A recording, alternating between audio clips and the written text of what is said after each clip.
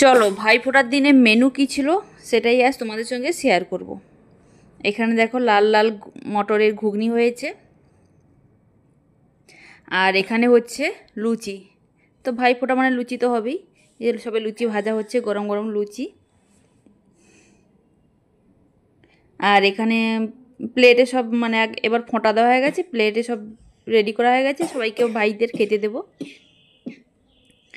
এই যে ফলের মধ্যে আপেল, কলা আর শসা, আর এখানে 5 রকম মিষ্টি আছে, ফল আছে, লুচি ঘুগনি তো আছেই। এবারে সব প্লেট রেডি হয়ে গেছে। এবার এখানে ঘুগনিটা প্রথমে মা আবার সব প্লেটে মানে বাটিতে বাটিতে করে নিয়ে নিচ্ছে।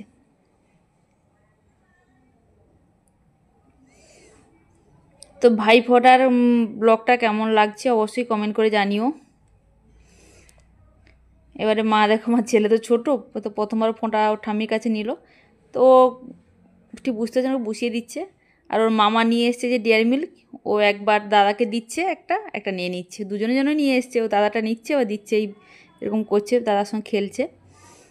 আর ওকে ওর পেশাবাবু বসিয়ে ভালোভাবে বসিয়ে খেতে দিচ্ছে। তো এবারে আমি আমার ভাইকে খেতে দিচ্ছি। তো খাওয়া দাওয়ার পরে আবার আছে দুপুরের খাওয়া দাওয়ার আয়োজন। সবাইকে এবার প্লেট দিয়ে সবাইকে এবার ঘুগনির বাটিগুলো দিয়ে দিচ্ছি।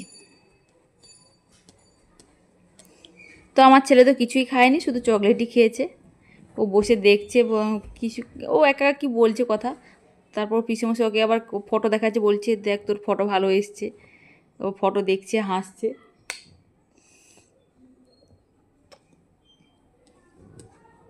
তো আমার ভাই বলছে কলা খাবো না, ও তো নিল না, তো আমার ভাগনা নিল। তো কলা কেউ খেতে চায় না, মানে অন্য সময় খায়, এখন আর কেউ খেতে চাইছে না। এবার দুপুরের আয়োজন, খাওয়া দাওয়া শেষ। এখানে দেখো প্রথমে আমি মাটনটাকে ভালোভাবে একটু ম্যারিনেশন করে রেখে দিয়েছি, ওই টক দই আর সব রকম মশলা দিয়ে রেখে দিয়েছি। আর এখানে পটলের ভাজা হয়ে গেছে, আর ঝিঙা পোস্ত হয়েছে।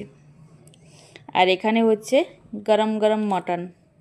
তো মাটন প্রায় হয়ে গেছে, আর এই ঝোলটা দিয়ে দিয়েছি। এবার একটু শুকিয়ে এলে নামিয়ে নেবো, গরম মশলা দিয়ে নামিয়ে নেব। তো মটনের কালারটা কেমন এসছে অবশ্যই কমেন্ট করে জানিও। আর এখানে হয়েছে মাছের ডিমের চাটনি। মা মাছের ডিমটাকে কাঁচাটাকে ভালোভাবে হাতে মেখে দিয়ে আমচুর দিয়ে চাটনি